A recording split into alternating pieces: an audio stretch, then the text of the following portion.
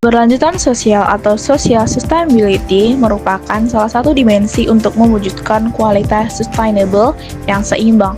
Keberlanjutan sosial dapat diukur antara lain dengan melihat dampaknya pada pembangunan pedesaan dan pengurangan kemiskinan. Terkait indikator tersebut mengacu pada studi-studi empiris yang sudah dilakukan, ditemukan bahwa perkebunan kelapa sawit yang padat karya tentu saja menyerap banyak tenaga kerja dengan berbagai latar belakang keahlian. Jumlah tenaga kerja yang terserap pada perusahaan perkebunan sawit mencapai lebih dari 17 juta orang. Secara umum, pendapatan yang diterima karyawan atau uang tunai dan non-tunai telah di atas UMR, bahkan di atas rataan provinsi pendapatan karyawan usaha sejenis dan lama bekerja dan pendidikan yang sama. Tidak hanya itu, jumlah usaha petani sawit yang berkembang mencapai sekitar 2,6 juta usaha dengan rataan pendapatan petani sawit jauh lebih tinggi dibandingkan pendapatan petani non-sawit di daerah yang bersangkutan. Berbagai studi juga sudah membuktikan bahwa dampak multiplier pertumbuhan perkebunan kelapa sawit juga cukup besar bagi pembangunan wilayah pedesaan maupun pengurangan kemiskinan. Jumlah pemasukan barang dan jasa yang dibutuhkan untuk perkebunan kelapa sawit telah tumbuh sejalan dengan pertumbuhan perkebunan kelapa sawit. Demikian pula, pertumbuhan perkebunan kelapa sawit juga memicu pertumbuhan bisnis produksi pangan atau tanaman pangan, ternak, perikanan di sekitarnya. Oleh karena itu, efek berganda dari pertumbuhan perkebunan kelapa sawit, terutama pendapatan pekerjaan, juga menarik begitu banyak sektor pembangunan pedesaan. Pertumbuhan ekonomi daerah sentra sawit lebih cepat daripada daerah non-sentra sawit. Pertumbuhan kebun sawit atau produksi CPO signifikan menurunkan kemiskinan daerah pedesaan. Pertumbuhan pusat-pusat pembangunan ekonomi baru di daerah pedesaan yang sebelumnya merupakan daerah terpencil di 235 kabupaten dan 25 provinsi didorong oleh pertumbuhan perkebunan kelapa sawit. Ini adalah beberapa produk turunan industri kelapa sawit. Tentu produk ini sudah tidak asing bagi kita. Tahukah kamu bahwa kelapa sawit merupakan komoditas unggulan subsektor perkebunan yang memegang peranan penting dan turut berkontribusi dalam pembangunan ekonomi, sosial, dan lingkungan di Indonesia, termasuk di Provinsi Kalimantan Barat. Berdasarkan data pada tahun 2022, luas area kelapa sawit di Kalimantan Barat telah mencapai 2,05 juta hektar dengan total produksi CPO dan PK sebesar 7,7 juta ton. Tentu, dengan potensi yang dimiliki saat ini, industri sawit diyakini dapat ikut serta dalam pembangunan ekonomi, sosial, dan lingkungan. Di sisi ekonomi, kelapa sawit berperan sebagai penghasil devisa negara, memperbaiki neraca perdagangan Indonesia, dan mendorong pertumbuhan PDB. Devisa negara yang diperoleh dari industri sawit terus berkembang setiap tahunnya. Data menunjukkan bahwa pada tahun 2022, ekspor sawit dan turunannya telah mencapai sekitar 40 miliar US dollar atau sekitar 600 triliun rupiah. Selain itu, industri sawit juga turut serta menyumbang sebesar 3,5% terhadap total PDB Indonesia. Dari sisi pembangunan sosial, sebagai industri padat karya, industri sawit mampu menyerap sekitar 16 juta tenaga kerja dengan 4,2 juta tenaga kerja langsung dan 12 juta tenaga kerja tidak langsung. Dengan ini, setidaknya ada sekitar 10 juta masyarakat umum dan lebih dari 1 juta masyarakat pedesaan terbebas dari kemiskinan. Industri sawit juga turut berperan dalam pembangunan di daerah dan pedesaan melalui infrastruktur, pelayanan kesehatan, pendidikan, dan lainnya. Dan yang tak kalah penting adalah kontribusi sawit di sisi lingkungan. Sawit berperan sebagai paru-paru ekosistem, di mana setiap hektar dapat menyerap lebih kurang 64,5 ton karbon dioksida dan menghasilkan 18,7 ton oksigen per tahun. Minyak sawit juga dapat digunakan sebagai sumber energi alternatif pengganti energi fosil. Pergantian ini setidaknya dapat menurunkan emisi karbon sebesar 62%. Sawit juga dikenal sebagai tanaman bebas limbah, di mana hampir semua bagian dari tanaman tersebut dapat dimanfaatkan.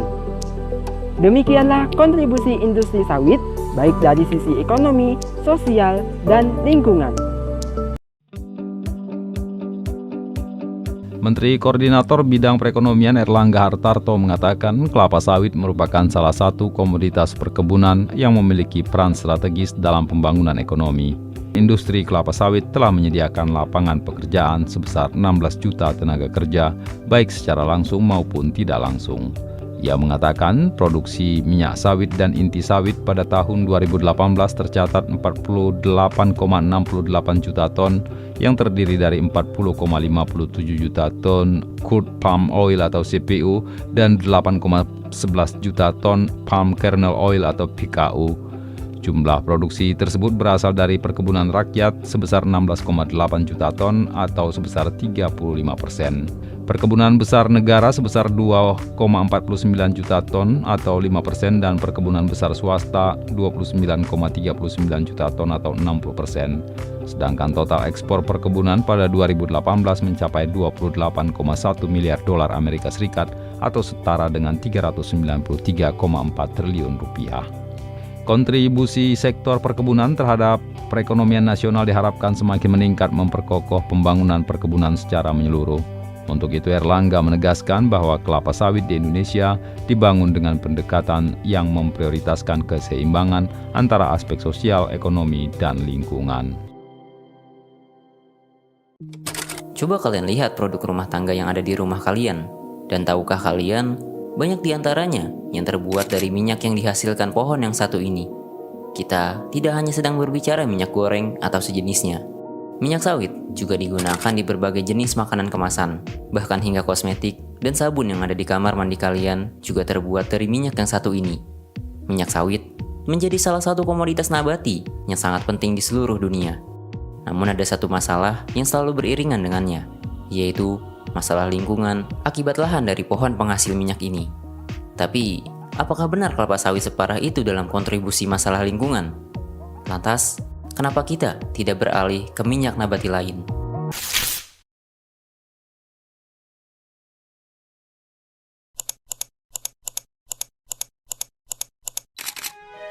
Ini adalah pohon yang berasal dari genus Elais, atau kita menyebutnya kelapa sawit. Tumbuhan ini hanya tumbuh di wilayah tropis.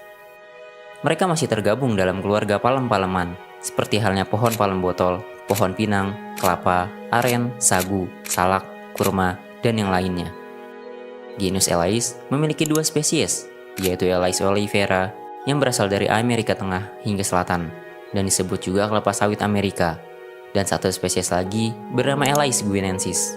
Inilah kelapa sawit yang paling banyak dibudidayakan, termasuk yang ada di Indonesia, dan menjadi komoditas penghasil minyak di seluruh dunia. Negara kita, Indonesia, adalah penghasil kelapa sawit terbesar di dunia, dan pohon ini telah menjadi penyokong ekonomi yang cukup besar. Mungkin, kalian yang tinggal di daerah seperti Sumatera dan Kalimantan tidak asing dengan perkebunan sawit. Tapi, meskipun begitu, ternyata sawit bukanlah berasal dari Indonesia, melainkan dari Afrika. Tumbuhan ini pertama kali dibawa dan dibudidayakan ke Indonesia saat masa penjajahan Belanda, akibat dari perkembangan revolusi industri di mana kebutuhan minyak semakin meningkat. Kelapa sawit telah digunakan manusia sejak 5.000 tahun yang lalu. Dulunya, tanaman ini sudah dimanfaatkan orang-orang Afrika sebagai minyak goreng, sebelum akhirnya disebarluaskan oleh bangsa Eropa. Dulu, orang-orang Afrika harus memanjat pohon kelapa sawit yang tumbuh cukup tinggi dan terkadang menimbulkan korban. Karena sebenarnya, pohon kelapa sawit mampu tumbuh hingga setinggi 20 meter. Namun setelah dibudidaya sedemikian rupa, kini telah ada pohon kelapa sawit yang berukuran lebih rendah, sehingga mempermudah dan membuatnya lebih efisien. Ini adalah buah sawit, bagian penting dari pohon ini. Buah ini akan diolah menjadi apa yang disebut minyak sawit atau palm oil. Pemanfaatan minyak sawit tidaklah terbatas pada sedikit hal. Minyak ini tidak hanya digunakan untuk minyak goreng yang kita pakai sehari-hari, melainkan banyak industri di seluruh dunia yang sangat bergantung dengan minyak sawit. Bahkan banyak kebutuhan sehari-hari yang tidak kita sadari menggunakan minyak sawit pada komposisi bahannya. Kita ambil contoh, produk pangan industri yang kita konsumsi seperti kue, roti, sereal, es krim, biskuit, margarin, mie instan, coklat, dan banyak lagi. Sebagian besar menggunakan minyak sawit. Minyak sawit juga digunakan untuk berbagai produk kesehatan dan kecantikan seperti kosmetik, skincare, sabun, deterjen, dan lain-lain. Bahkan pakan ternak dan hewan peliharaan juga menggunakan minyak sawit. Tidak berhenti di sana, minyak ini juga digunakan untuk pelumas, pelapis plat besi, pengolahan timah, lilin, dan masih banyak lagi. Minyak sawit benar-benar sangat diandalkan dalam banyak aspek. Indonesia sebagai penghasil minyak sawit terbesar tentu akan sangat berimbas pada pertumbuhan ekonomi negara. Tercatat, lebih dari 16 juta hektar perkebunan sawit tersebar di seluruh Indonesia dan menyumbang lebih dari 13% terhadap total ekspor non-migas. Ini adalah jumlah yang besar. Selain itu, industri kelapa sawit juga membuka banyak lapangan pekerjaan dan meningkatkan kesejahteraan masyarakat. Namun ada satu masalah yang selalu mengiringi budidaya kelapa sawit di Indonesia maupun di seluruh dunia, yaitu masalah lingkungan.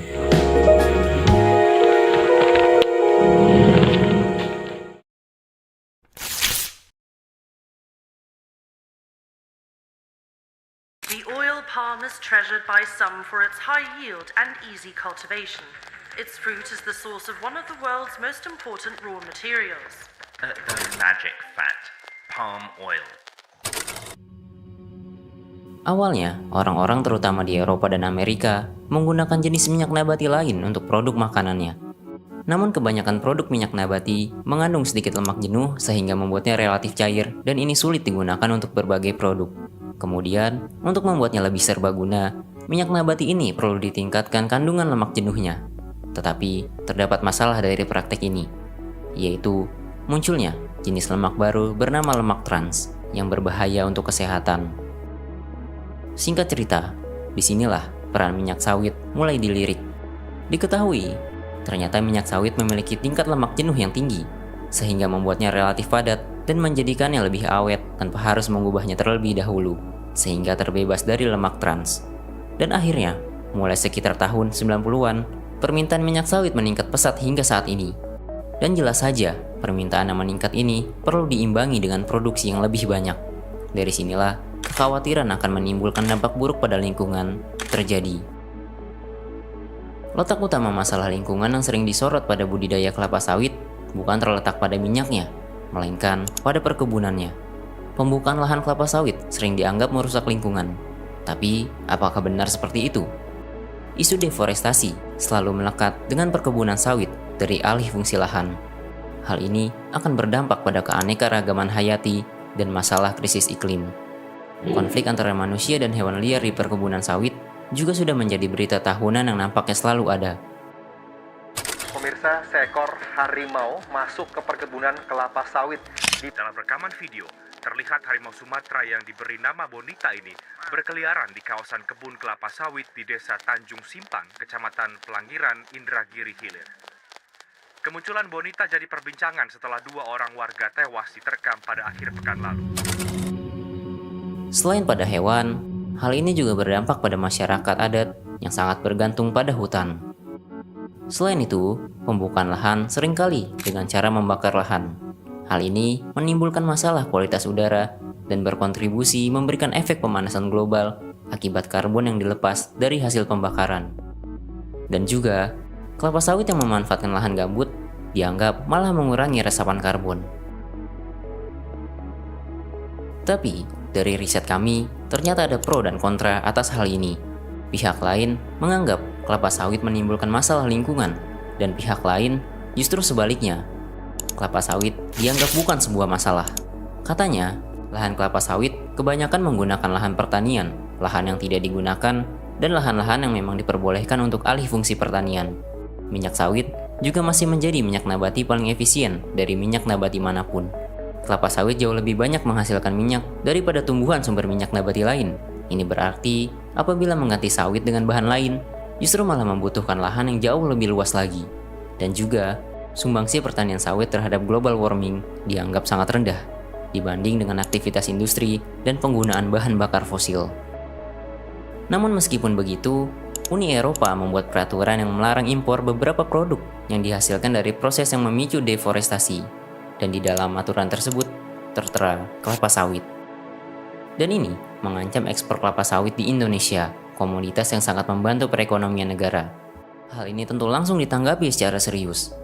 Jika ini terjadi, imbasnya akan sangat besar terhadap perekonomian negara, dan pemerintah tentu tidak tinggal diam. Beberapa pihak juga menganggap bahwa kelapa sawit bukan penyebab deforestasi, dan menepis anggapan mengenai sawit yang tidak ramah lingkungan. Masalah ini juga merembet ke masalah politik. Sebetulnya apa sih mereka ngomong seperti itu? Karena sawit ini bisa lebih murah dari minyak bunga matahari yang dihasilkan oleh mereka. Ini hanya perang bisnis antar negara, perang ekonomi antar negara. Bagaimana menurut kalian? Silakan kalian simpulkan sendiri.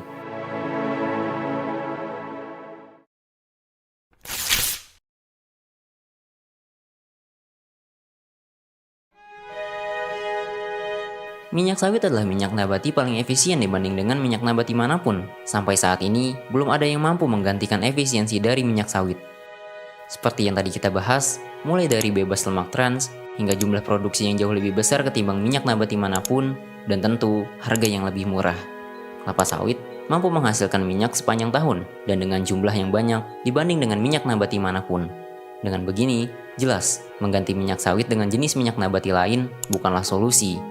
Karena akan membutuhkan lahan yang jauh lebih luas lagi dibandingkan dengan lahan untuk kelapa sawit. Alih-alih menyelamatkan lingkungan, justru malah memperburuk kondisi. Jauh lebih baik apabila kita menggunakan produk yang berbahan dasar minyak sawit dengan lebih bijaksana, seperti tidak melakukan pemborosan. Selain itu, minyak yang dibuang sembarangan juga dapat berdampak buruk pada lingkungan.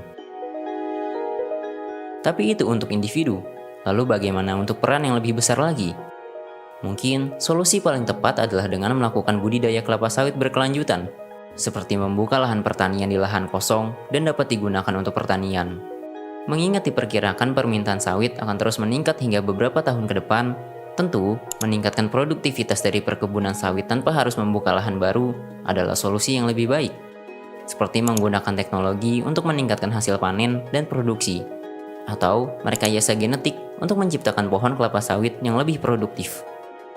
Beberapa ahli juga mengupayakan inovasi terhadap minyak nabati, contohnya dengan mendaur ulang minyak sawit dari sisa makanan yang mengandung minyak nabati. Apapun lika-liku permasalahan kelapa sawit, sampai saat ini, kelapa sawit masih menjadi komoditas minyak nabati terbaik dan belum ada yang menggantikannya. Permasalahan kelapa sawit bukanlah hal yang sederhana. Ini tidak hanya menyangkut isu lingkungan, melainkan juga ada aspek ekonomi dan politik di dalamnya. Kita sebagai individu cukup menyikapi masalah ini dengan bijaksana. Sekian dulu video kali ini. Terima kasih.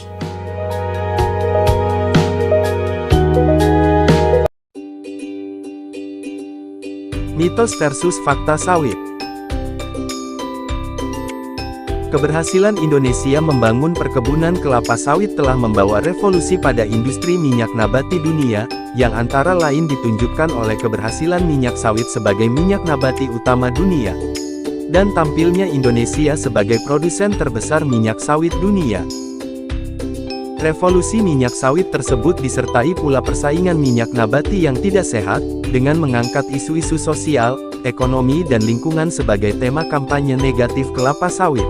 Oleh karena itu, mari kita lawan isu-isu negatif berupa mitos tersebut dengan fakta informasi yang komprehensif mengenai kelapa sawit. Mitos versus fakta sawit dalam isu sosial. Mitosnya, industri sawit sedikit menyerap tenaga kerja nasional. Faktanya, berdasarkan data Kementerian Perkebunan, secara umum, jumlah tenaga kerja yang terserap pada industri sawit mengalami peningkatan yakni 12,5 juta orang pada tahun 2015 menjadi 16,5 juta orang pada tahun 2021. Berdasarkan data, dapat diketahui fakta bahwa industri sawit menyerap banyak tenaga kerja nasional. Mitos versus fakta sawit dalam isu ekonomi. Mitosnya, industri sawit tidak berkontribusi pada perekonomian global. Faktanya, berdasarkan studi Sigetomi et al. 2020, mengkonfirmasi banyaknya sektor-sektor ekonomi dunia yang terlibat dalam aliran supply chain minyak sawit global. Sektor-sektor yang dimaksud mencakup industri makanan, minuman dan tembakau, industri kimia dan produk kimia, industri konstruksi, industri tekstil, produk pakaian dan produk kulit, industri berbasis minyak bumi, serta jasa kesehatan masyarakat dan pekerjaan sosial. Mitos versus fakta sawit dalam isu lingkungan. Mitosnya, perkebunan kelapa sawit secara neto bukan penyerap karbon.